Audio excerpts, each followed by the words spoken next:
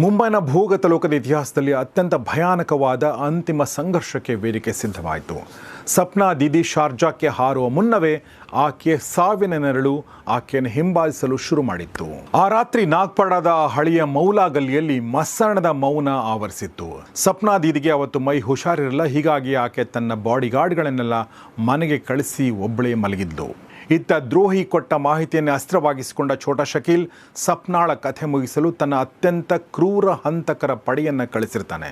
ಸುಮಾರು 6-7 ಜನ ಕಿರಾತಕರು ಕತ್ತಲಲ್ಲಿ ಕಳ್ಳ ಬೆಕ್ಕಿನಂತೆ ಬಂದು ಸಪ್ನಾಳ ಮನೆಯ ಬಾಗಿಲ ಮುಂದೆ ನಿಂತ್ಕೊಳ್ತಾರೆ. ಒಬ್ಬ ಹಂತಕ ತನ್ನ ಬಲವಾದ ಕಾಲಿನಿಂದ ಒಂದೇ ಏಟಿಗೆ ಬಾಗಿಲನ್ನು ಒದ್ದಾಗ ಆ ಶಬ್ದಕ್ಕೆ ಇಡೀ ಗಲ್ಲಿಯೇ ಬೆಚ್ಚಿ ಬಿದ್ದಿತ್ತು. ಸಪ್ನಾ ದೀದಿ ಎಚ್ಚರಗೊಂಡು ಮಂಚದಿಂದ ಏಳುವಷ್ಟರಲ್ಲಿ ಆ ನರಹಂತಕರು ಆಕೆಯ ರೂಮಿಗೆ ನುಗ್ಗಿರ್ತಾರೆ. ಸಪ್ನಾ ದೀದಿ ತನ್ನ ಪಕ್ಕದಲ್ಲಿದ್ದ ಪಿಸ್ತೂಲು ಎತ್ತಿಕೊಳ್ಳಲು ಕೈ ಚಾಚಿದಾಗ ಓರ್ವ ಹಂತಕ ತನ್ನ ಬೂಟುಗಾಲಿನಿಂದ ಅವಳ ಕೈಯನ್ನು ತುಳಿದು ಜಜ್ತಾನೆ. ಏನಮ್ಮ ದೀದಿ, ಡಾನ್ ಮೇಲೆ ಪ್ಲ್ಯಾನ್ ಮಾಡ್ತೀಯ ಅಂತ ಹೀಯಾಳಿಸ್ತಾ ಅವಳನ್ನು ತಲೆಗೂದಲು ಹಿಡಿದು ಮಂಚದಿಂದ ಕೆಳಗೆ ತಳ್ತಾನೆ. ಸಪ್ನಾ ಏಟು ತಿಂದು ಬಿದ್ದರೂ ಕೂಡ ಆಕೆ ರೋಷ ಮಾತ್ರ ಕುಂದಿರಲಿಲ್ಲ. ಆಕೆ ತನ್ನ ಉಗುರುಗಳಿಂದ ಓರ್ವನ ಮುಖವನ್ನು ಪರಿಸ್ತಾರೆ. ಕೆರಳಿದ ಆ ಹಂತಕರು ತಮ್ಮ ಸೊಂಟದಲ್ಲಿದ್ದ ಹರಿತವಾದ ಲಾಂಗು ಮತ್ತು ಚಾಕುಗಳನ್ನ ಹೊರತೆಗಿತಾರೆ. ಮೊದಲು ಅವಳ ಹೊಟ್ಟೆಗೆ ಒಂದು ಚಾಕು ಇಳಿಸಿದಾಗ ರಕ್ತದ ಕಾರಂಜಿಯೇ ಚಿಮ್ಮುತ್ತೆ. ಆದರೆ ಆ ರಾಕ್ಷಸರಿಗೆ ಅದು ಸಾಲೋದಿಲ್ಲ. ಆಮೇಲೆ ಶುರುವಾಗಿದ್ದ ಭೀಕರ ದಾಳಿ. ಒಬ್ಬೊಬ್ಬನೇ ಹಂತಕ ಅವಳ ಮೇಲೆ ಮುಗಿಬಿದ್ದು ಚಾಕುವಿನಿಂದ ಇರಿಯಲು ಶುರು ಮಾಡ್ತಾರೆ. ಸಪ್ನಾ ದೀದಿ ನೋವಿನಿಂದ ಕಿರಿಸ್ತಾ ಇದ್ದರೂ ಕೂಡ ಆ ಕಟುಕರಿಗೆ ಕನಿಕರ ಬರಲಿಲ್ಲ.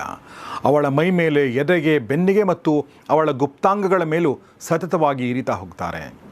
ಸುಮಾರು 22 ಬಾರಿ ಹರಿತವಾದ ಚಾಕುಗಳು ಅವಳ ದೇಹವನ್ನು ಸೀಳಿರ್ತವೆ. ಸಪ್ನಾಳ ಮೈಯಿಂದ ಹರಿದ ರಕ್ತ ಆ ರೂಮಿನ ನೆಲವನ್ನೆಲ್ಲ ತೋಯಿಸಿರುತ್ತೆ.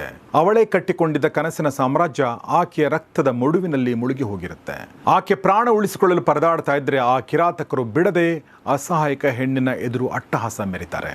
ಕೊನೆಗೆ ಅವಳ ಉಸಿರು ನಿಂತಿದೆ ಎಂದು ಖಾತ್ರಿಯಾದ ಮೇಲೆ ಆ ಹಂತಕರು ಅಲ್ಲೇ ನಿಂತು ಇಡೀ ಗಲ್ಲಿ ಕೇಳುವಂತೆ ಅಟ್ಟಹಾಸನ ನಗ್ತಾರೆ.